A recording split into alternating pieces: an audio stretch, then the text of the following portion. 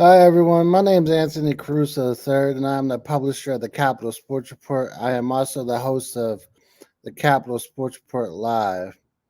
We're going to do something differently. Normally, we have guests on, and sometimes it's kind of tricky to get guests with their schedules and everything. So, when we don't have guests, we're going to talk about the latest sports news.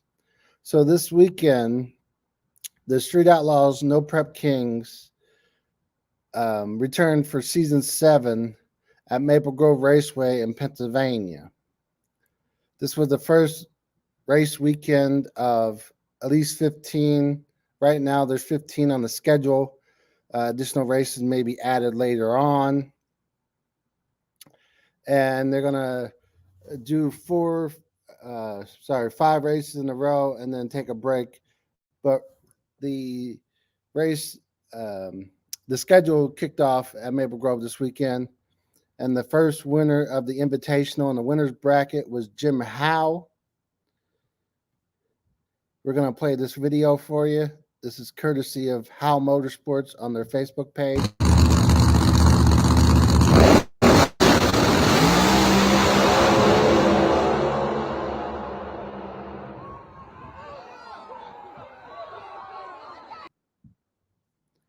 Jim Howe picked up his third Street Outlaws No Prep Kings win, and he has 3 wins, and all 3 of them have come in the past 3 seasons. In 2022, he picked up his first career win at Summit Motorsports Park in Norwalk, Ohio in September 2022 when he defeated Kai Kelly. In October 2022, he defeated Kelly Mills for his second win at the Texas Motorplex, also in 2022, in October 2022. This was the second straight year that Jim Howe and Ryan Martin has competed against each other in the final round at Maple Grove Raceway. Last September, Ryan Martin and Howe raced to the final round, and Ryan Martin received the win.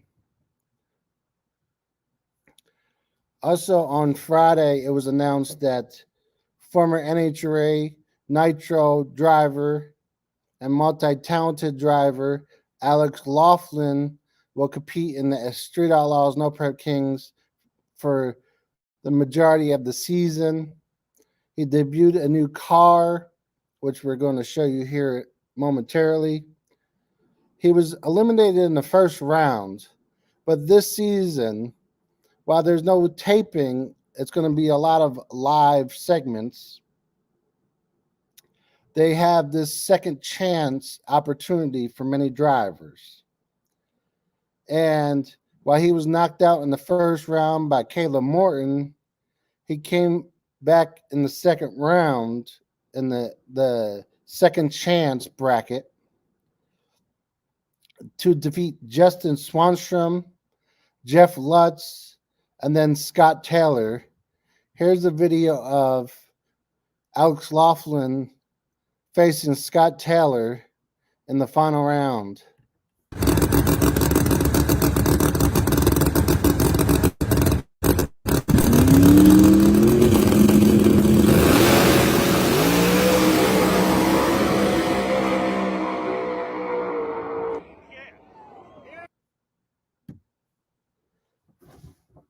So while Laughlin and Jim Howe won this weekend, unfortunately for them, there was no points awarded. There will not be points awarded until the 4th race of the season, and that's when the teams will be able to collect points for every round they go. If they go in the winner's bracket, it's 10 points. If they go into the second chance round and they advance, then it would be 5 points per round.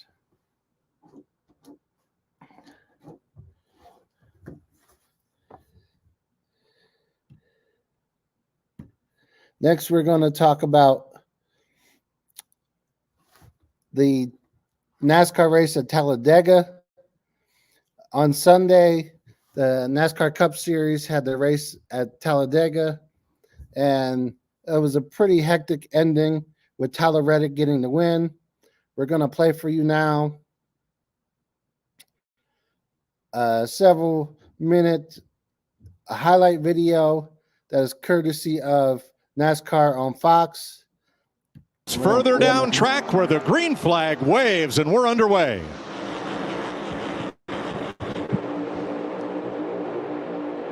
He wants to make that lane swerve, and Joey Logano does the same Buscher thing. Threads the needle. And that's your job. You do everything you can. And look, instead of going all the way to the back of that line, it's a huge risk, but Joey Logano kept himself in third place. Joey Logano staggered up to try to block the run completely, and Chris Buscher threaded the needle, actually made contact with Austin Cindric. But those guys, we talked about the risk and the desperation that we feel like the Fords are in to win this race. We see a whole bunch of them up in the front of the pack right there.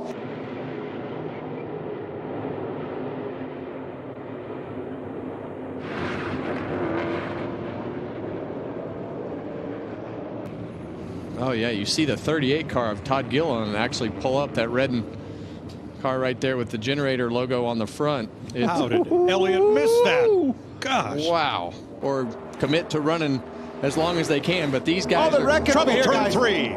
It's Bubba Wallace and Eric Jones. Oh, my goodness. That's exactly what happened. You couldn't do that. They were single file. They come down and they're all connected in a they're not lined up, I guess is the best way to put it. It just gets them out of whack.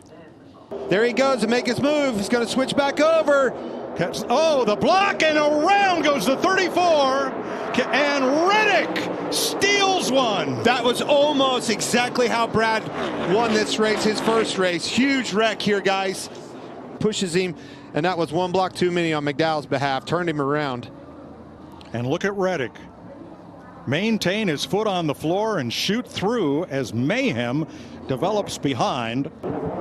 And this becomes the 33rd Talladega Cup race with a last lap pass for the win.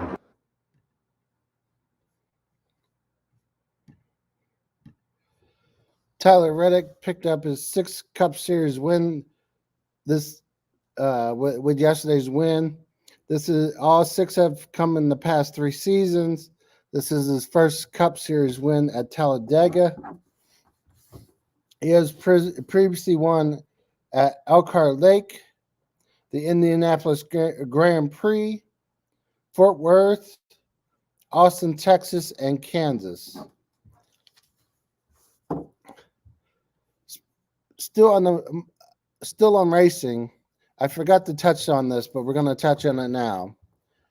Alex Laughlin, when he won, he made a post saying that he won $10,000 at No Prep Kings. The comments on my social have been so supportive for that. I'm so thankful. The commenters on other places with the hate, the naysaying, thanks for the push, all the love for all of y'all, the good and the bad. We got a W and outran some of the top dogs in No Prep. Thankful for our guys, the dedication everyone in this group is putting in, all the hard work and long days leading up to this, and certainly the folks that bought our merch out here this weekend. I'm sure it helps keep us going. Heck of a start, y'all. However, Alex Laughlin mentioned today that being that the NHRA has an event this weekend as Charlotte at ZMAX Dragway, and the Street Outlaws No Prep Kings have an event at Virginia Motorsports Park. He unfortunately is double booked. So here's a map. It says Richmond and Charlotte. He's got 2 different cars, 2 different races, and he's going to be at the next No Prep Kings event in New York. So here's what he said about that. He said double booked. While we will be making just about all of the No Prep Kings events this weekend, we'll be sitting out the Virginia race as we'll be racing in the NHRA Factory X car in Charlotte, North Carolina. We'll pick up right back up in No Prep Kings at the following event next weekend in New York. We've got a great thing going in both places, and regret we can't be at both of them at the same time. We made it to the finals with a runner-up finish in Vegas a couple weeks ago, and we hope to seal the deal. And he talks about how he wants to get the win for Jeff Turk, which is the owner of the Blackbird X that he drives in the NHRA. He goes on to finish that, and he says, hope to seal the deal for our car owner, Jeff Turk, in Charlotte this weekend in the Blackbird X. Thank you to everyone out here for the support. Next, we're going to talk about the NFL draft. The NFL draft is on Thursday. It's from Detroit, Michigan.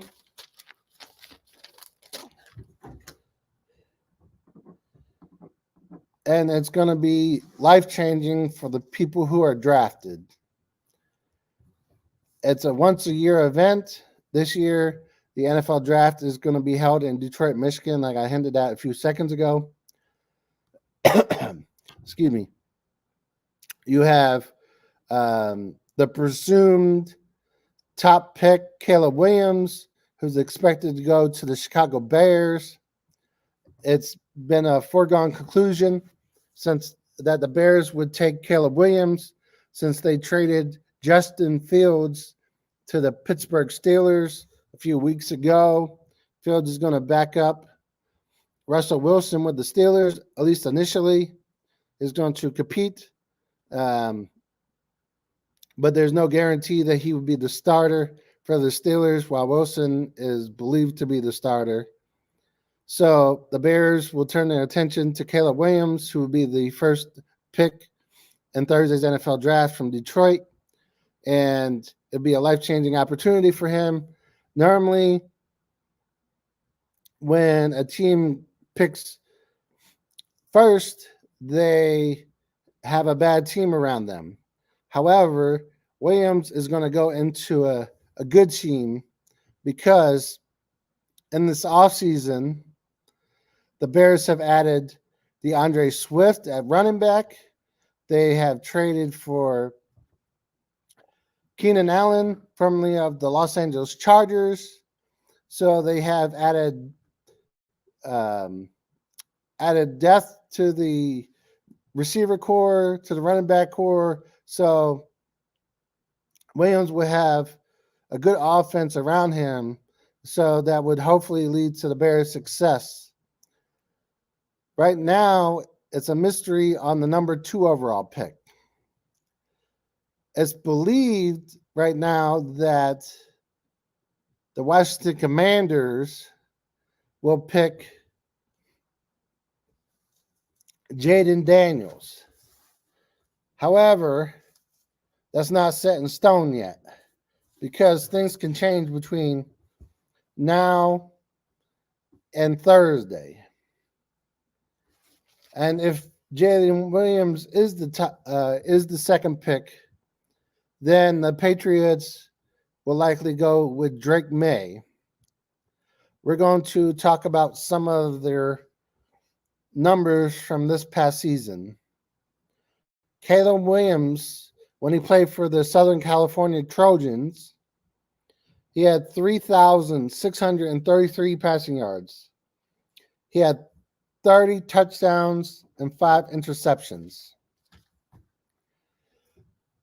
Jaden Daniels, who won the Heisman Trophy in December, had 3,812 yards for the Louisiana State University Tigers. He had 40 touchdowns and 4 interceptions. If Daniels goes to the Commanders, he would be the presumed starting quarterback for the Commanders because the team has Marcus Mariota, but the past few seasons he has been a backup. Marcus Mariota signed with the Commanders. He played for the Philadelphia Eagles last season, signed a 1-year contract. with the Commanders this offseason. And with Jaden Daniels, if he goes to the Commanders, then he will be the presumed starting quarterback.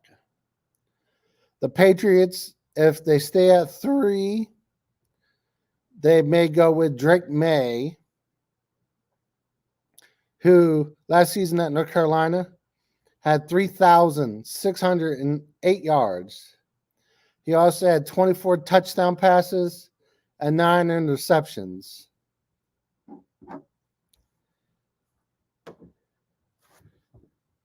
The Patriots will draft a quarterback, and it's believed that May will be the quarterback if Jaden Daniels is off the board and Caleb Williams is off the board.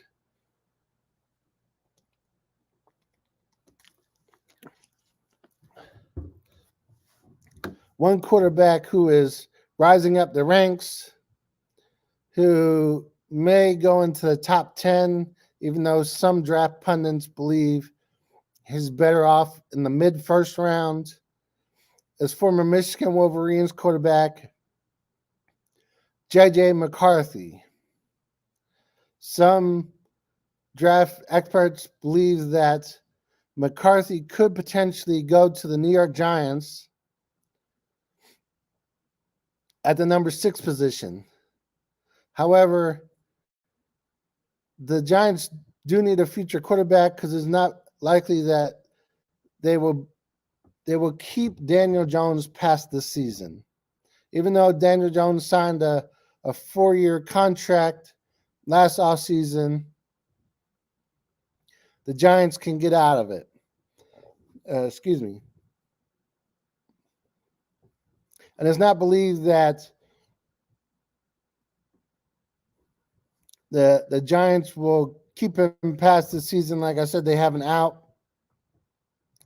Then they'll draft a quarterback even in the first round or second round, depending on their draft picks. And they're looking at a quarterback.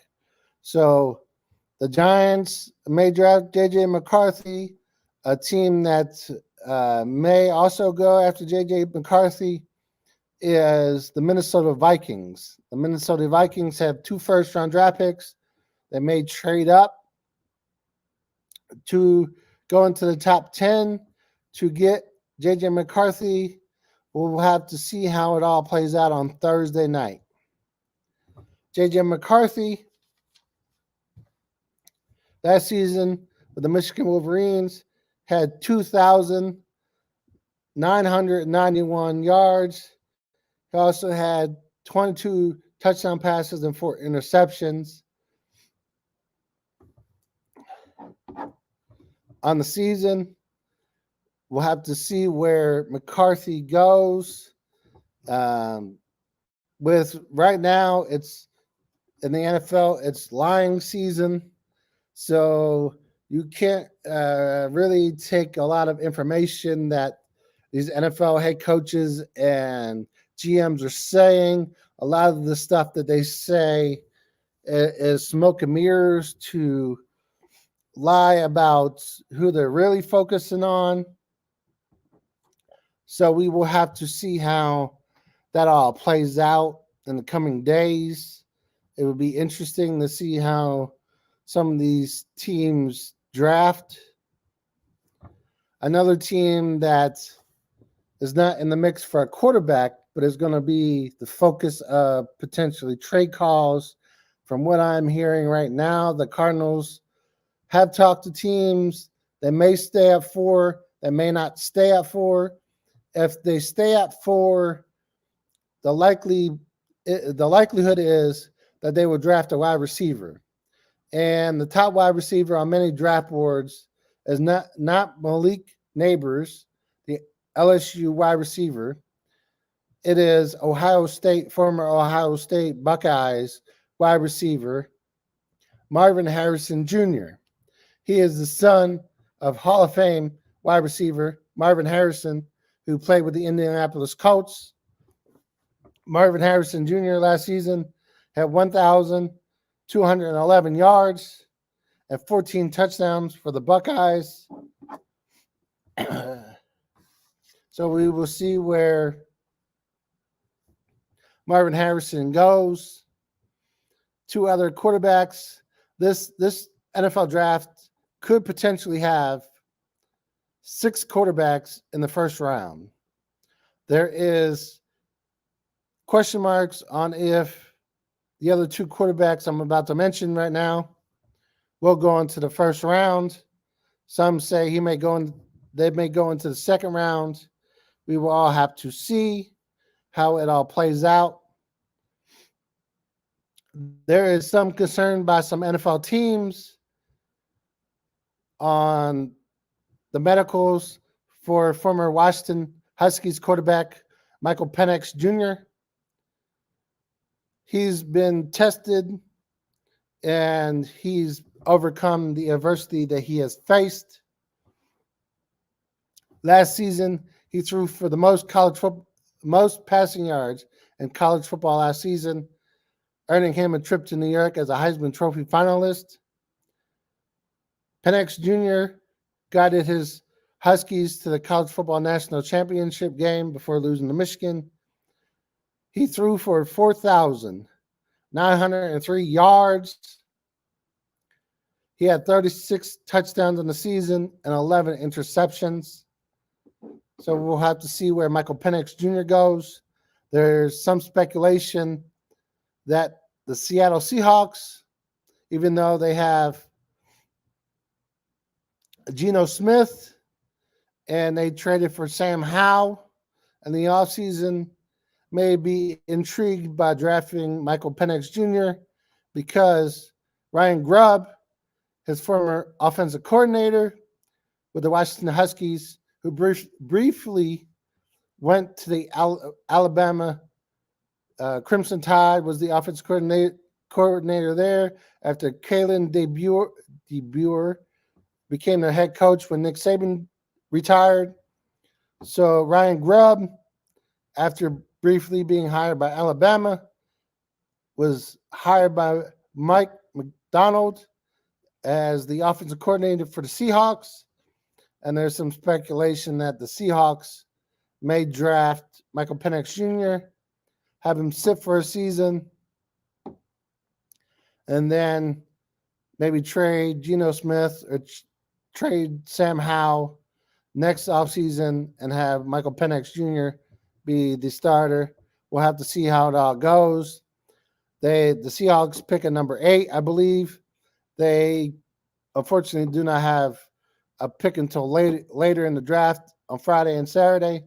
So if they want Michael Penix Jr., the likelihood is they'll have to get him at 8 because unless some other team gets him. The next person I'm going to bring up is Bo Nix. Bo Nix is a former Oregon Ducks quarterback. He's believed to be a late first round, second round pick, but now, as of today, there's still a speculation that he's going to go late in the first round. So Nix, also a former Heisman Trophy finalist, last season he threw for 4,508 yards. He had 45 touchdowns and 3 interceptions.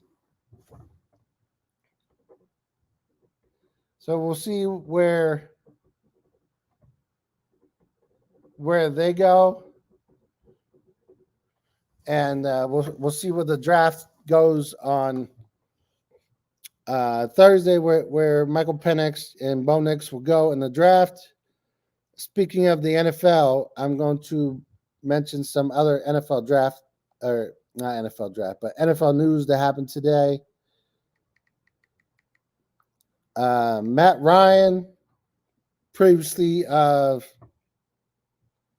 the Atlanta Falcons and the Indianapolis Colts, he has announced his retirement today.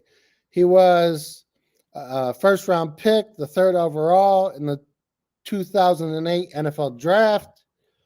He played the majority of his career with the Atlanta Falcons, 14 years to be exact.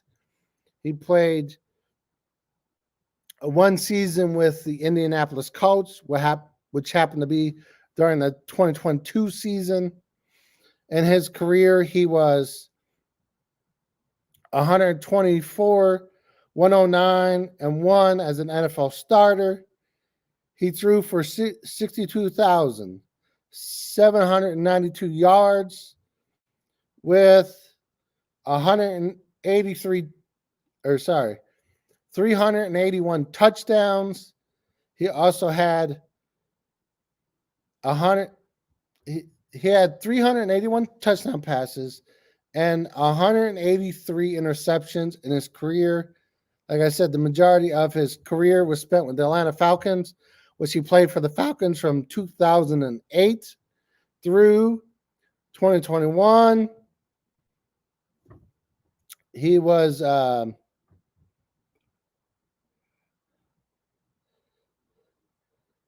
former MVP in 2016, a four-time Pro Bowler. He was the 2016 Offensive Player of the Year.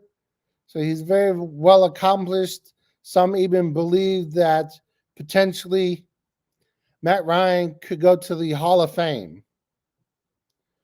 Matt Ryan was traded from the Falcons to the Colts on March 22nd, 2022. And then 1 year later, he was released by the Colts on March 14, 2023. During his career with the Colts, he was only 4-7-1. He had 3,057 yards. Also with the Colts, he had 14 touchdowns and 13 interceptions. In other NFL news, you had Zach Wilson, formerly of the New York Jets, was traded to the Denver Broncos today. The former second overall pick in the 2021 NFL Draft you can say he's been like a bust in his career, because in 3 seasons so far, he has gone 12-21 as a starter, with Aaron Rodgers as the Jets' starting quarterback. Wilson was believed to be the backup before today's trade.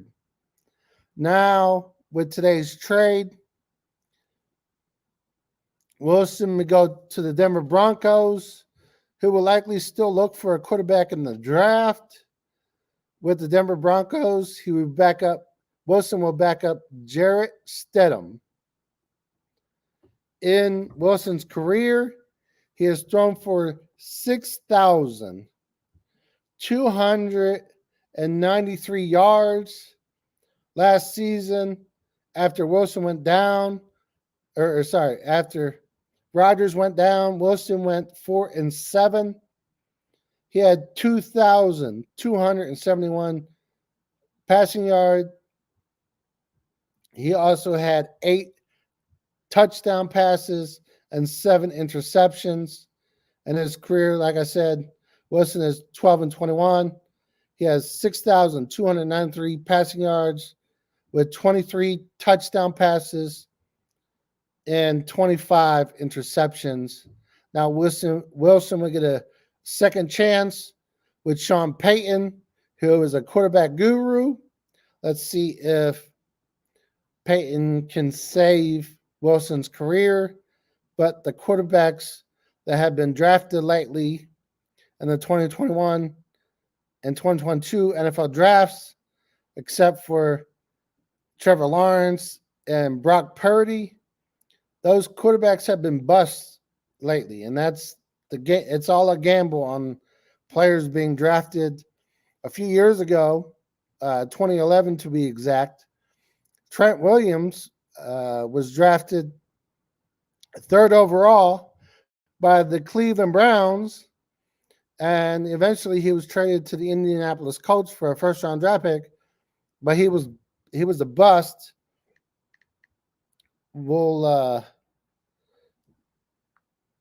Trent Richardson, I mean, he played in the league 2012, 2013, 2014. We're looking at his stats right now. In Trent Richardson's career, he played for the Cleveland Browns, had 950 yards as a rookie. Then in his second season in 2013, he played in 2 games with the Browns before being traded to the Colts, where he played 14 games, made 8 starts. He had 105 rushing yards with the Browns before the trade. After the trade to the Colts, Richardson had 458 yards and 3 touchdowns. In 3 seasons, Trent Richardson had 2,032 yards and 17 touchdowns, but he only played, like I said, 3 seasons in the NFL, 2012, 2013, 2014. His best season was as a rookie with 950 yards. Then 2013, he had 563 yards. And then 2014, his last season in the league, he had 519 yards. Like I said, it's all a gamble with players being drafted. You never know how these things will go. So we'll just have to wait and see. Next, we would like to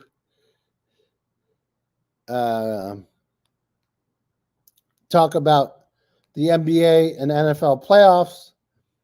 As of this live video, the Orlando Magic are losing to the Cleveland Cavaliers in their second game in the first round playoffs. The Philadelphia 76ers are looking to even the score with the New York Knicks, as they are leading 48-41 in the second quarter. Tonight, in the second game of their Western Conference first round matchup, the Los Angeles Lakers will play the Denver Nuggets, and that game starts at 10 p.m. We're going to switch over to the NHL. Right now, the Toronto Maple Leafs are losing to the Boston Bruins 2-1 in the second period with 5:59 left. In the first intermission, the New York Islanders are winning 2-0 over the Carolina Hurricanes. Tonight, the Vegas Golden Knights play against the Dallas Stars at 9:30 p.m. Also tonight at 10 p.m., the Los Angeles Kings play the Edmonton Oilers. Again, that's at 10 p.m. We'll look at some baseball action that's currently ongoing. The Philadelphia Phillies are winning 4-0 over the Cincinnati Reds in the top of the 9th inning. The Pittsburgh Pirates are defeating the Milwaukee Brewers in the top of the 7th inning 4-1. The Detroit Tigers are winning 7-0 over the Tampa Bay Rays in the top of the 8th inning. Just finished the bottom of the 5th inning. The Atlanta Braves are winning 3-0 against the Miami Marlins. Next, the Toronto Blue Jays are winning 3-0 over the Kansas City Royals in the bottom of the 4th. The Chicago White Sox are losing 5-0 to the Minnesota Twins in the top of the 4th inning. The Arizona Diamondbacks are winning 2-0 over the St. Louis Cardinals in the top of the 4th inning. Some games that will be played later at 8:40 p.m. Eastern, the San Diego Padres and the Colorado Rockies. At 9:38 p.m., the Baltimore Orioles will play the Los Angeles Angels. And the New York Mets will face the San Francisco Giants will play the New York Mets at 9:45 p.m. There is one Major League Baseball game that has already been completed this evening, and the Oakland Athletics have won 2-0 over the New York Yankees.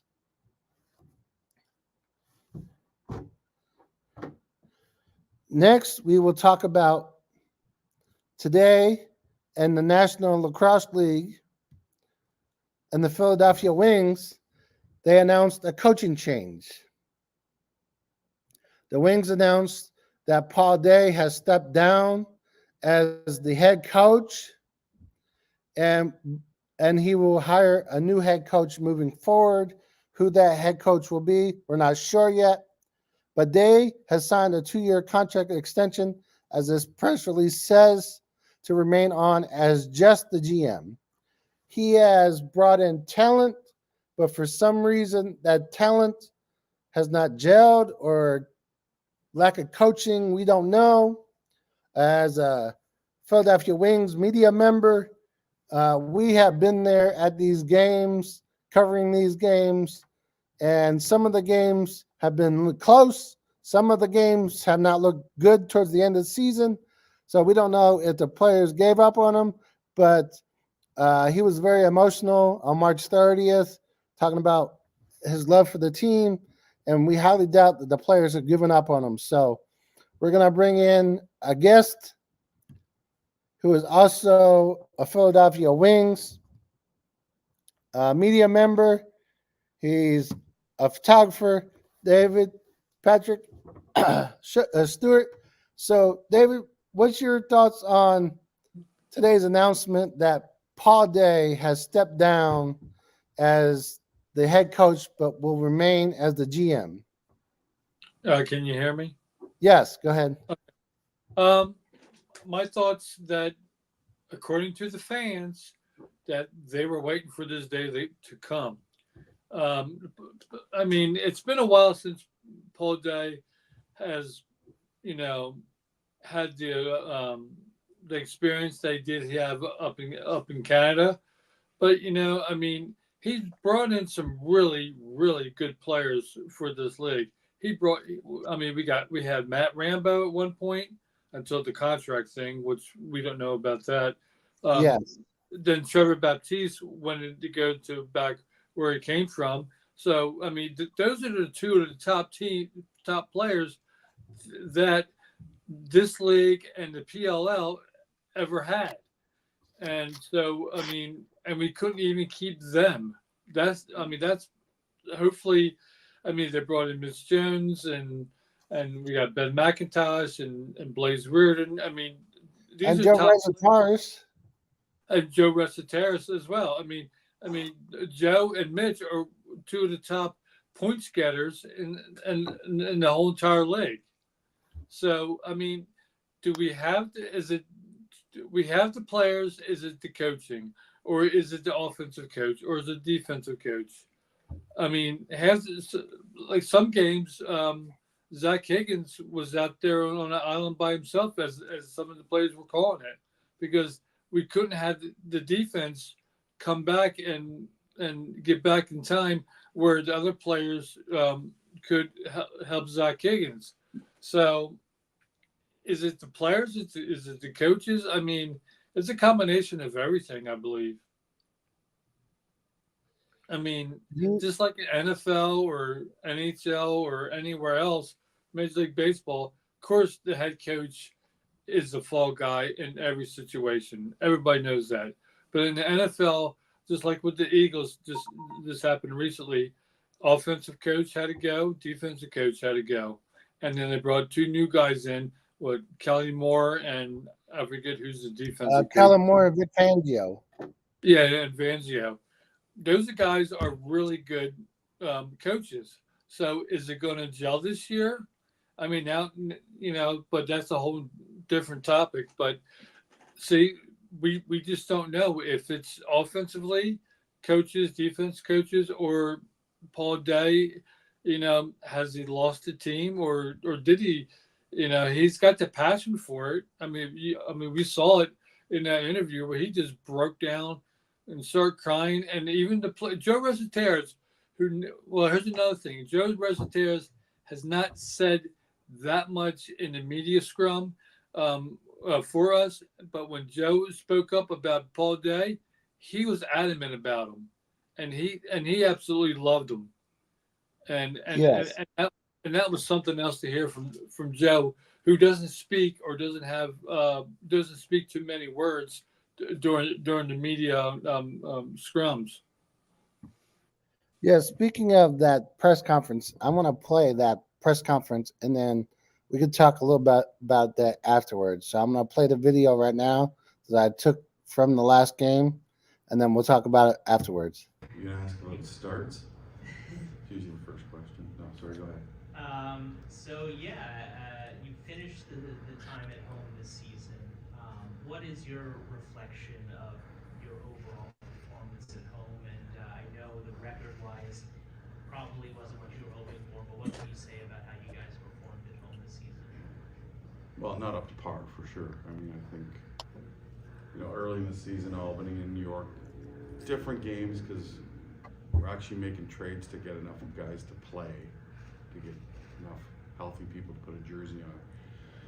Then San Diego, Halifax, I thought we battled both 1-goal games, and then Calgary, Fort Worth, very similar games. Defense was great and goaltending was excellent.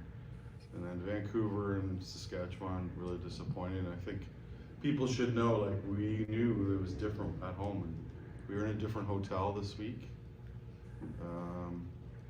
We changed our locker room up. We did a lot of things different. Guys were sitting together. We changed everything this weekend to see what we could do. The only thing we didn't do that we did once before was, take a bus to a home game. So, and again, the start not great today, but we think the rest of the game, hey, best team in the world. Like, I know the record isn't right now, but they're coming off that. So, we're proud of our group recovering from not a great performance the other night to practice great last night, fan fest with some great people, and then a hard performance today. And I think sometimes, being around sports for a long time, people talk about heart, and it's more about confidence. If you don't have confidence, then you can't play fast and you can't, you look like you have no heart. And I think our Vancouver game and our Saskatchewan game, a lot of guys, the confidence was down. And I don't know why, because we had such a great performance in Georgia. But if you start second guessing yourself, it looks like you have no heart. That we have a lot of character in there. Coach, I probably answered everybody's questions all at once. For you as a coach, I live in my head.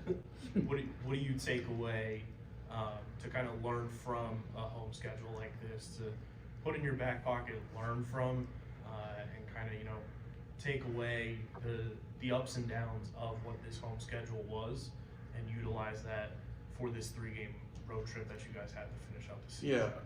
I mean, and the other thing we did different tonight too was 6 forwards and 11D, because that's the first time, and we found one of the things we found since, obviously face-offs are important. We're winning more of those, but we're only using 9D guys, and what happens then is our transition game is limited because some guys are double shifting. So we use Tuts and Dom up the front, and that so our transition game was okay tonight, but it hasn't been where it was a month ago. So I think from this,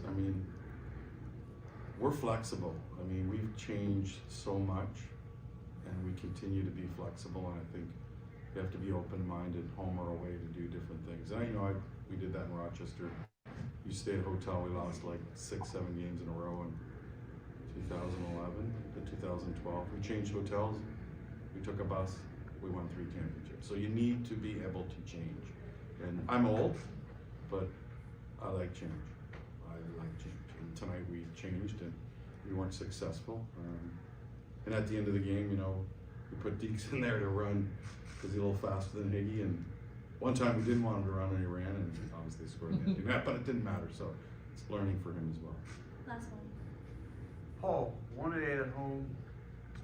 Is it different? Is the pressure of playing from the Philly crowd different than on the road?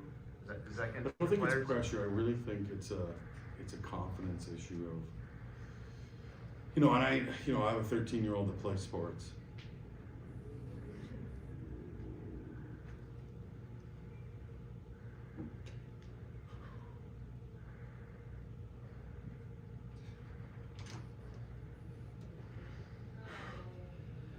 you want to win so bad here, but then you're worried about making mistakes. I was an athlete, I know that, so that's.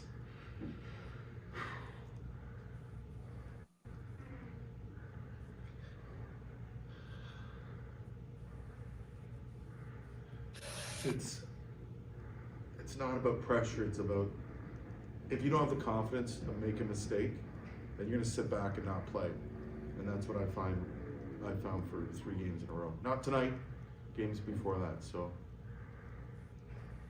you know.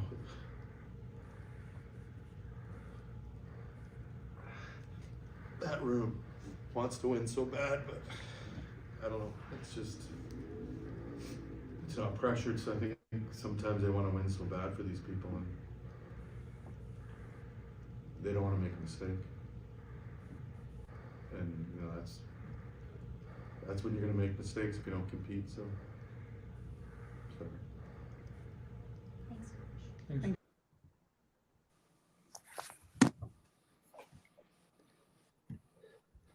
So up until today, following Sunday's loss to the Rochester Nighthawks, Day was 36-50 as the head coach of the Wings, this modern era of the Wings that is owned by Comcast Spectacor since 2017 when he was hired. Like the video said, he just had 1 win at home this season. They were 1-8 at home. So, David, who do you think will replace Day as the Wings head coach next season? Well, while you had that video up, I was scrolling through all the games that they win and lost. Of course, the Vancouver game at home, which they lost 21-12, and they lost 2 games at home in overtime. Yeah, and 7 overtime. And then also the who was it? Not the Riptide. Who was it? Yeah, New York Riptide. It was 16-9. So a lot of the games when I was looking at, they had a 5-goal differential, either win or loss. And of course, most of the games they lost. I mean, they weren't out of the games per se the entire time. They came back in third and fourth. For the 2 games against the Canadian teams at the end of the season. Yeah. The last 2 home games when they played back to back, where they lost 16-12 to Saskatchewan. And the Saskatchewan Rush on Thursday, and then they lost 18-12 against the Buffalo Bandits. Yeah.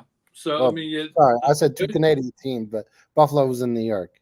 Right, but I mean, Buffalo is a league of their own right now. Everybody, yeah. I mean, ever since that I start watching the Philadelphia Wings back in the early since Paul and Gary Gate played, and also the famous Detroit Turbos fiasco that game was. If you don't know what that game is, look it up on YouTube. It was they couldn't have that type of game this era. Back then, they didn't know what they were doing, sad to say. But, I mean, the Buffalo and Toronto Rock, they have been the catalyst of the entire league ever since the 90s. I mean, how many championship games have those 2 teams has had ever since, 92, early 90s? I mean, it's been, 6 of them. I mean, under, well, anyway, but we'll do some research. So they won 6. Toronto Rock has won NLL championships in 1999, 2000, 2002, 2003, 2005, and 2011. And then you said the Buffalo Bandits. Yeah. Let's do quick research on them. Buffalo Bandits had won 5 titles, 1992, 1993, 1996, 2008, and last season, Yeah. 2023. So that's what 11 titles since what the 90s for those two teams. I mean, Yep. so the culture of, I guess it also has to do with the culture thing. Because remember at one time Baltimore Thunder had a team and they did okay, but I mean, like upper state New York and all of New York is total lacrosse. All of Maryland, total lacrosse. And if you go outside that realm, like Denver's getting involved and Denver's getting huge out there, and now Vegas has a team. Look at Panther City. I was watching the Panther City game the other night, where they were hopefully going into the playoffs. They had nobody in the stands, nobody. But yet we can't get And they're in half the. Dallas. They're in Dallas, a big market. I know they're in Dallas, and then when I was watching the game, there was like half the. I mean, we had more people there for one game than the Panthers probably had the whole entire season. That's crazy. Most likely not. But I mean, Panther City, and yet they're in the playoffs this year. What gives? I mean, players, coaches, yeah, I get that. It all comes down to man in the box and person behind the bench. So with the Paul Day offensive, defensive coaches, so Paul Day's taken out of the equation as far as being GM now. As far as getting a coach, who can we get? We talked about Tanner Hall. I mean, he was an ex-wing player. Jordan Hall. We talked about Jordan Hall. That's right. So, I mean, do we bring in ex-wings? I mean, so somebody put it on the fan club. Of course, the fan club page, that's a whole nother. Those people, I'll tell you about them in a second. They want Jake Berge as a coach.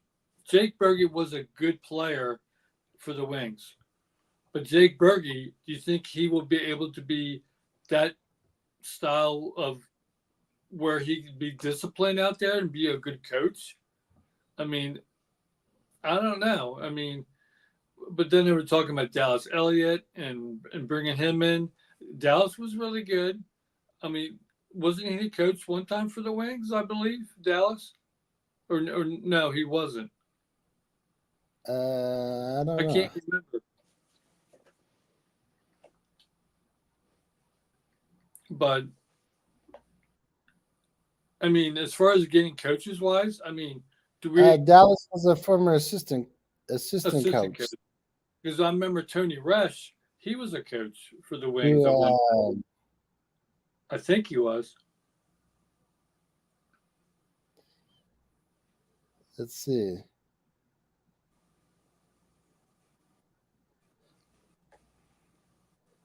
I know it says he was assistant coach in the league, but doesn't say where. Oh, okay. But I mean, who can we get? Can we get somebody out of the college league?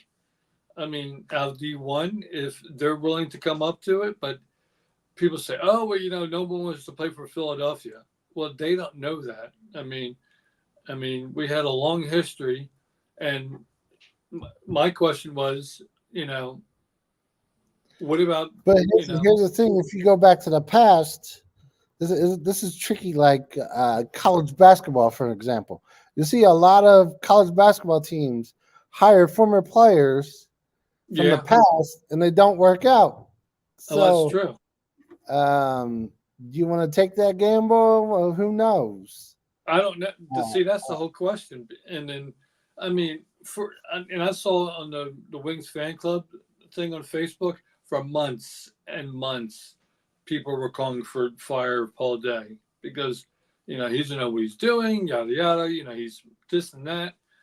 But, I mean, it comes down to the players. It's just like what Paul Day says. If you don't have confidence out there as a pro player in any sport, you're not going to do well out there on the court or the field or whatever arena you're in.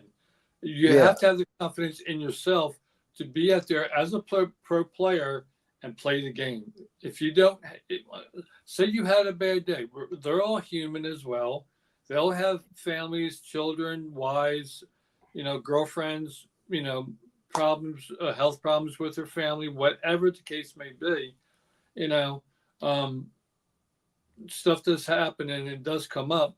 So one of them may not be in the mindset of, go out there and playing a good game or being a goalie.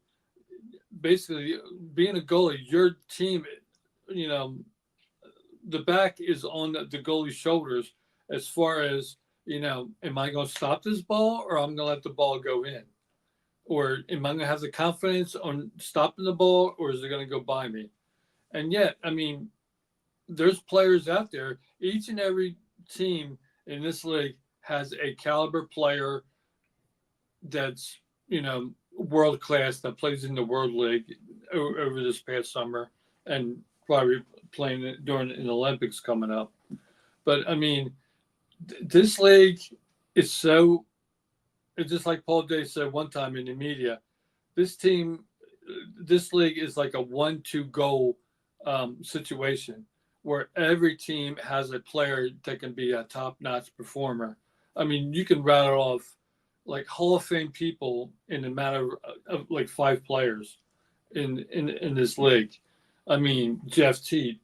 You got the Thompson brothers out there. You got the guys in Buffalo, Dane Smith and who's the other guy? And Josh Byrne. Those 2 guys, you can't stop them. You can't even stop them in the PLL game. So how are you supposed to stop it in the indoor game if you don't have the defense that can handle those 2? Well, it seemed like a lot of times Dave would talk about players playing both offense and defense, and that seemed like they messed them up as well. Yeah. So speaking of defense, and I know yesterday, Higgins unfortunately set this record. 4,000 saves. Yeah, the 757 saves or whatever it was. I don't know if that's a good thing to be happy of or what. Well, if you also look at this, when we had Trevor, we had a lot of the face-offs. When we took Trevor out of the equation and we put in some of the other transition guys, of course, those face-offs are going to diminish. The new guy that came in, Rowlett, he's a good player overall, but he's still young in the game as well. As far as he made his debut this season. He made his debut this season. He's more of an outdoor person. So a lot of people on the. And then you had what's the name? IDA Isaiah Davis Allen, I think it was. Davis Allen, yeah. So I mean, a lot of these players are good on the outdoor game, but Blaze Reardon, he's an exception to the rule. He can play indoor, outdoor, doesn't matter.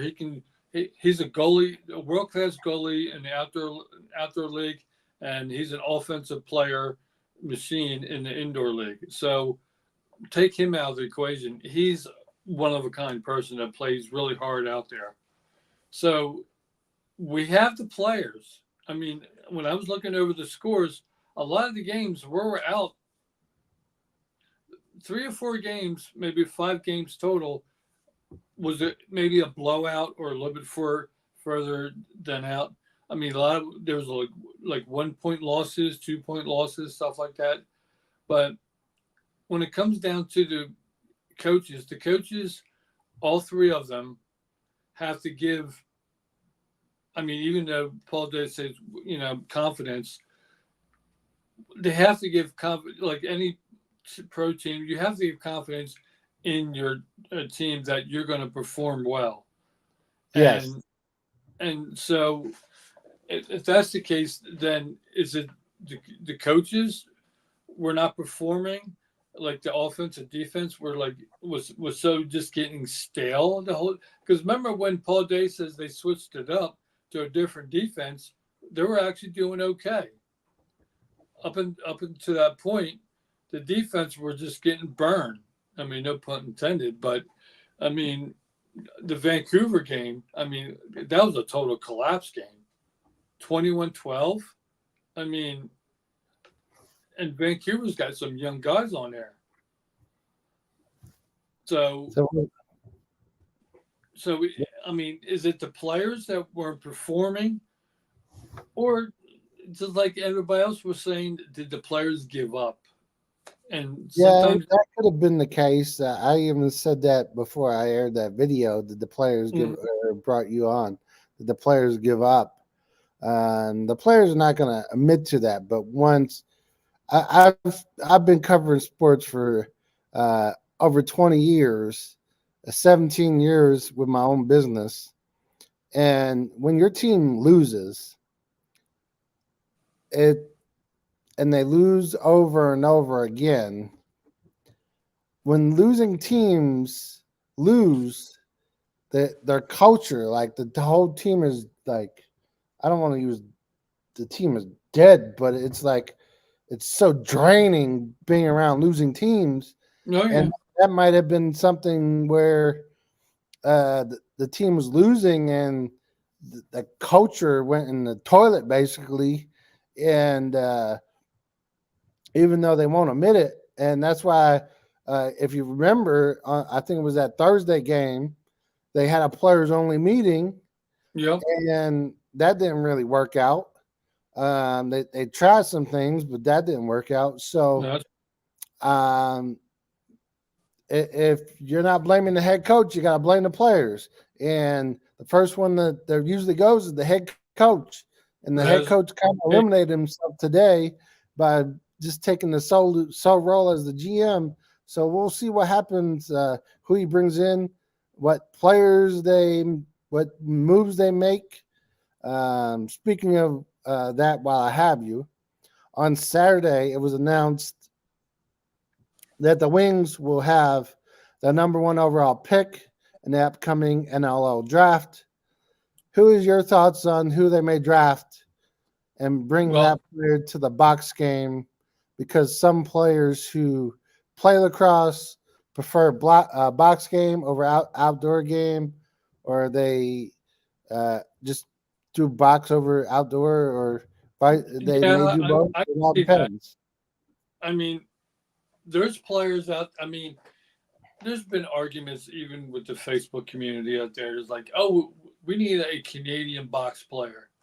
I mean, there's also, those Canadians and up in Canada, of course, that is the medicine sport. It's a national sport up in Canada, which a lot of people think it's ice hockey, but it's actually lacrosse. Because I did a paper in high school about it, where how lacrosse came back from the Native Americans, and that's why Lyle Thompson is so passionate about it. But anyway, my thoughts about the players. There's some players out there in college that can blow the doors off in this league. I mean, my biggest one, and I told you about, is Brendan O'Neill. The dude is a linebacker built specimen out there, where he just goes in and just fires the ball. I mean, he's an offensive specimen. He's got a high IQ. He was the MVP of the USA World Championship over in San Diego last year.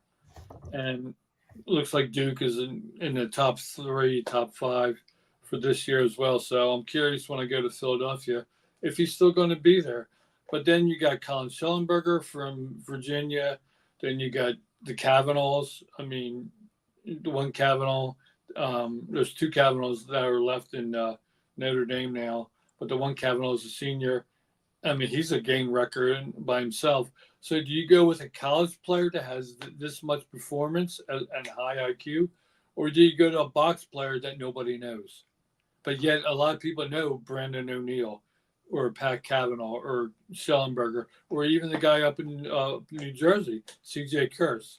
He's another player. That whole Kurse family is another powerhouse players that played in lacrosse. goalie.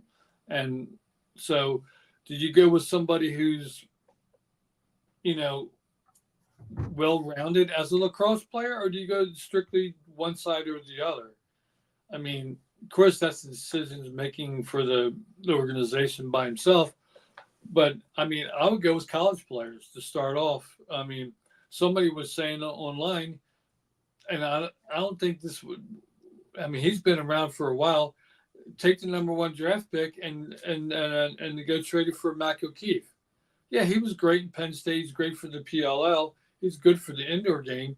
But if you have, why would you trade your number one player to somebody who's been around, who's a veteran person now, where you can get a fresh person to come in like an O'Neill or Schellenberger or Kavanaugh. I mean, these guys are star-studded players. So do you want somebody who's going to bring attendance records? And that's the whole thing. When back in the 90s, when we had the Gate Brothers, the Spectrum was packed of people when we had the Gate Brothers because they knew how good they were at Syracuse. Excuse me. But also there were box players as well. So because of course they're played up in Canada. So do you want somebody who's a star-studded player? Like when we had Rambo and Trevor Baptiste last year, the attendance wasn't as high as it was previously, but it was better last year than it probably was better than this year. But they didn't have that many marketing things like they did last year. They didn't have like you know, bring your dog day or even kids. Well, they had kids day, but it wasn't really that much of a kids day like they did last year. I mean, the marketing needs to get on board with the team itself so they can cohese and bring in, you know, star-studded players. If they get a good draft pick, that might more people to come back into the to the seats. But if they don't, they're going to hear about it, like they hear about, you know, the whole offensive coaches and defensive coaches and stuff like that. So my point is that where does the line draw in the sand where to get a player that's going to bring that's going to fill the seats?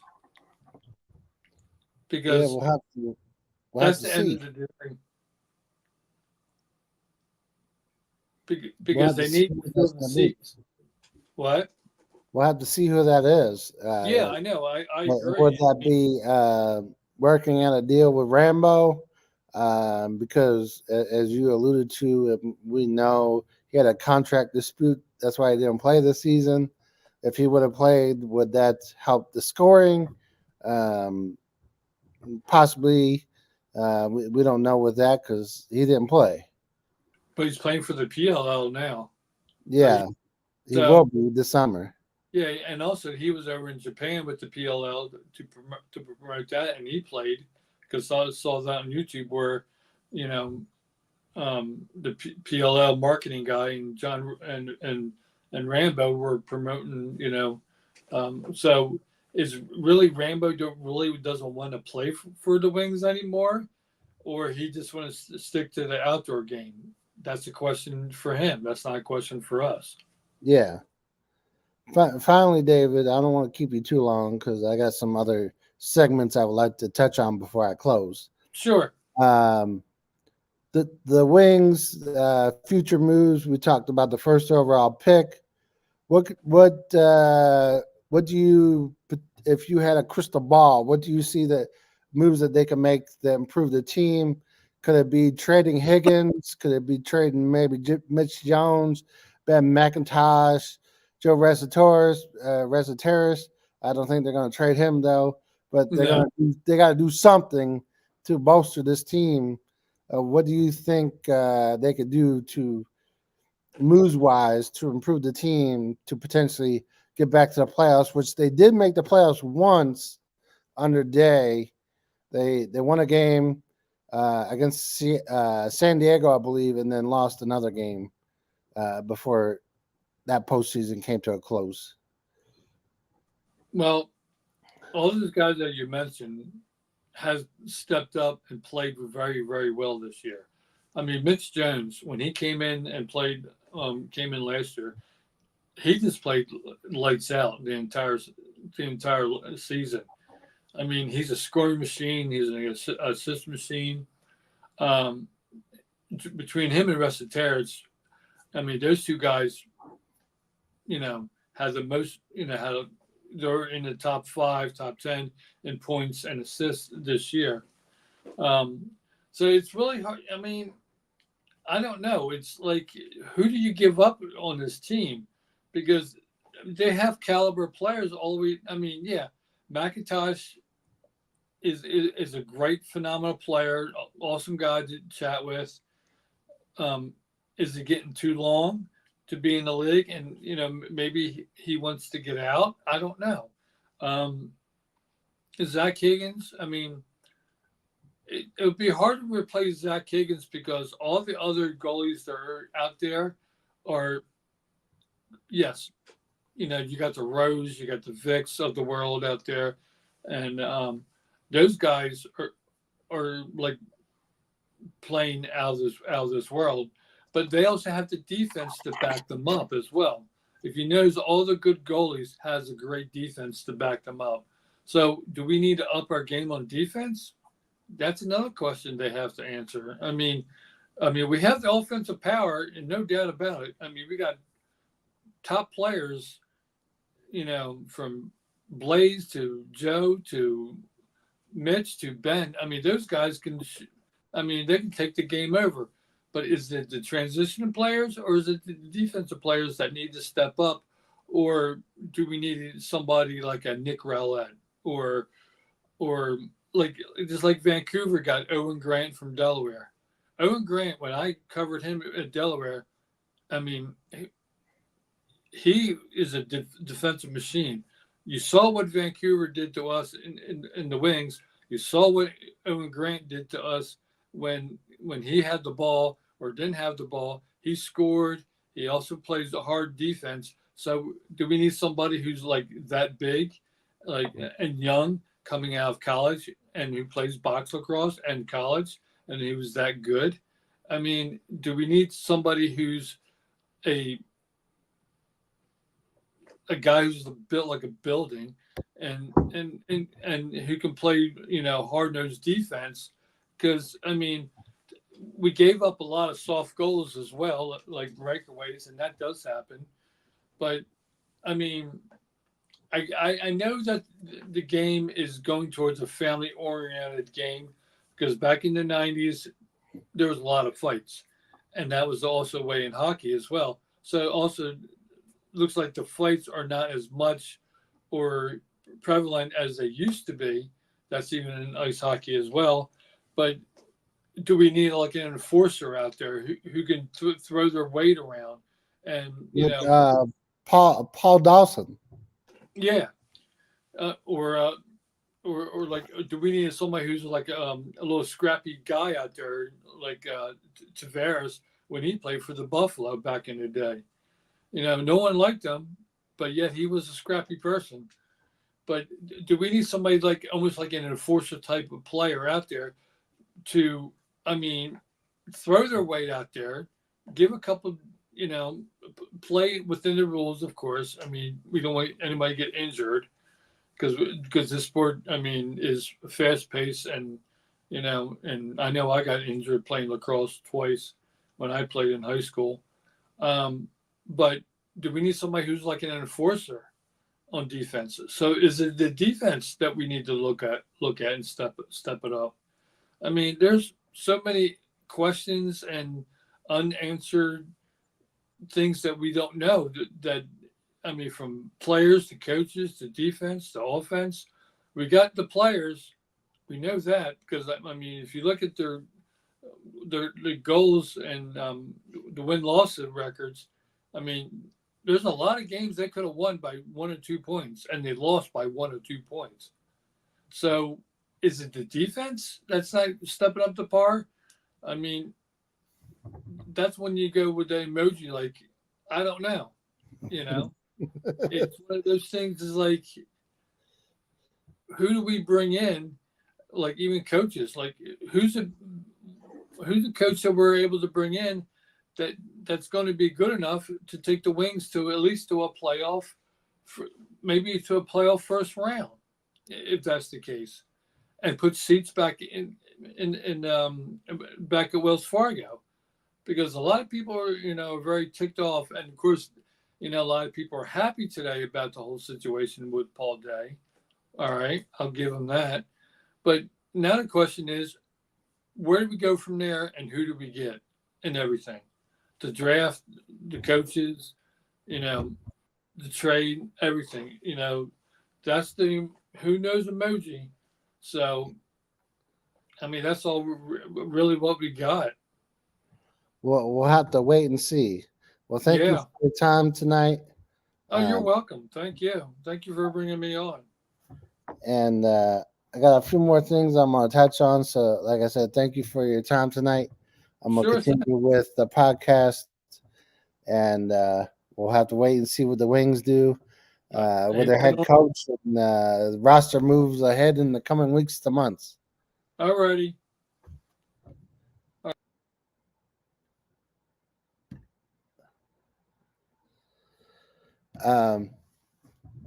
Next on the docket, we will talk about the Charlotte Hornets, who are reportedly going to interview JJ Redick for their head coaching position. JJ Redick is currently an ESPN employee. He has no previous head coaching experience in the NBA. However, he played in the NBA for 15 seasons after playing college basketball with the Duke Blue Devils. Last season, Redick interviewed with the Toronto Raptors before the job previously went to Darko Rajakovic. Hopefully I said that right. Hopefully I didn't butcher his name. Redick has been with ESPN since November 2021. Following his retirement from the NBA, he also serves as a color commentary for the ESPN's NBA broadcast with Mike Breen and Doris Burke. The Charlotte Hornets head coach, Steve Clifford, who was in his second stint with the team, stepped down from the position at the end of the season. Also, also today, the Buffalo Sabres have hired a new head coach, a blast from the past. The Buffalo Sabres have hired Lindy Ruff, as we see here. Lindy Ruff was previously the Buffalo Sabres head coach for 15 seasons. He led the team as the head coach from 1997 through 2023. As the Buffalo Sabres head coach, he was 571, 432, and 78. And overall, in his NHL coaching career as a head coach, he has 864, 679, and 78 with the Sabres, the Dallas Stars, and the New Jersey Devils. Ruff became available to be hired by the Sabres today after being fired by the New Jersey Devils back in March. Finally, we would like to touch on pro wrestling. The All Elite Wrestling had a pay-per-view last night at the Chavez Arena in St. Louis, Missouri. Hopefully, I'm not butchering that name. And for the All Elite Wrestling Continental title, Okada defeated Pac. He remained the champion in the six-man tag team match, the House of Black, which is Brody King, Buddy Matthews, and Malachi Black defeated Adam Copeland, Eddie Kingston, and Mark Briscoe for the AEW TBS title. House Rules match Willow Nightingale defeated Julia Hart for the championship. For the AEW Intercontinental title, Roderick Strong held on to his title against his former friend Kyle O'Reilly. For the FTW title, for the FTW rules match, Chris Jericho defeated Hook to become the champion. In the AEW Women's World title match, Toni Storm defeated Thunder Rosa. In a singles match, Will Ospreay defeated Daniel Bryan. For the AEW World Tag Team title that was decided in a tournament final ladder match, that the titles were vacant. The Young Bucks defeated FTR to win the championship. Also, finally in the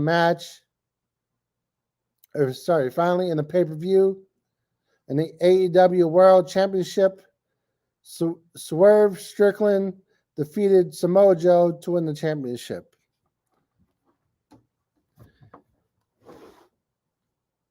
Thank you all for your time tonight. Hopefully you'll like this podcast talking about the latest sports news, and our guest, David Stewart, talking about the Philadelphia Wings. When we don't have a podcast guest, we're going to do these live shows talking about the latest sports news, and we'll do these as much as possible. Outside of being on Facebook and YouTube right now, this podcast will be uploaded onto Rumble, BitChute, and Spotify for podcasters in the coming days. Thanks again for your time. Hope you like this podcast, and we'll be back soon with another podcast.